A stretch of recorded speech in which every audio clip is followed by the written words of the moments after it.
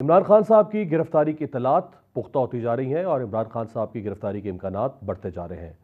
اگرچہ انہیں ضمانت ملتی ہے لیکن ان کی گرفتاری کے لیے حکومتی کوششیں بھی بڑھ جاتی ہیں۔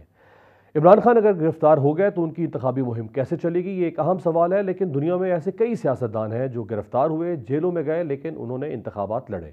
مثلاً اگر ہم بنگلہ دیش سے آغاز کریں تو بنگلہ دیش کے سابق صدر حسین محمد ارشاد نے 1991 اور 96 میں جیل سے الیکشن لڑا اور دونوں بار رکن پارلیمنٹ منتخب ہوئے۔ انہیں 1990 میں نگراں حکومت نے گرفتار کیا تھا۔ 1996 کے عام انتخابات میں ارشاد کی جماعت نے عوامی لیگ کے ساتھ اتحاد کیا اور الیکشن میں کامیابی حاصل کی۔ اگر یوگوسلاویہ کے سابق صدر سلوبوڈن ملازووچ کی بات کریں تو انہیں جنگی جرائم کے مقدمے میں قید کیا گیا تھا۔ انہوں نے دسمبر 2003 میں سربیا مونٹینیگرو کی پارلیمانی نشست حاصل کی تھی۔ انہوں نے 4 سال تک 66 مقدمات کا سامنا کیا۔ اگر شمالی آئرلینڈ کی بات کریں تو شمالی آئرلینڈ کی بابی سینڈ سمیت کئی ریپبلکنز نے قید میں ہونے کے باوجود برطانوی پارلیمنٹ میں نشستیں حاصل کی۔ 1981 کے ضمنی انتخابات میں بابی سینڈز قید میں تھیں۔ ان کی پارٹی نے بطور سیاسی قیدی سینڈز کو نامزد کیا اور انہوں نے یونینسٹ پارٹی کے امیدوار کو شکست دے کر یہ نشست حاصل کی۔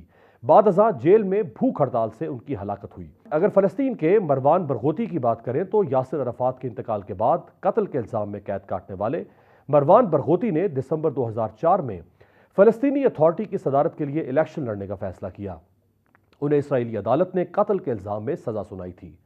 اگر پاکستان کی بات کریں تو 1990 اور 1997 میں صدر آصف علی زرداری جیل میں تھے اور وہ قومی اسمبلی کے لیے منتخب ہوئے اور علامتی طور پر بطور رکن پارلیمنٹ خدمات انجام دیں۔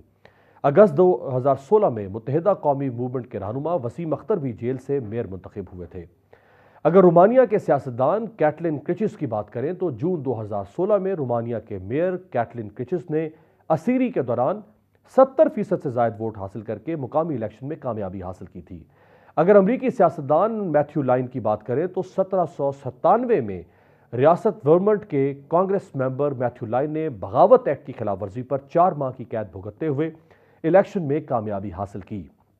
ایک اور امریکی سیاستدان جوزف پارکر پٹسبرگ کے میئر منتخب ہوئے، جبکہ وہ اس وقت شورش کو ہوا دینے کے الزام میں 1 سال کی قید کاٹ رہے تھے۔ اگر بھارت کی بات کریں تو بھارتی ریاست بہار کے ایک سیاستدان محمد شہاب الدین کئی الزامات پر قید میں تھے، تاہم 2004 میں جیل سے الیکشن لڑ کر وہ کامیاب ہوئے۔ عمران خان صاحب کا مستقبل کیا ہو سکتا ہے؟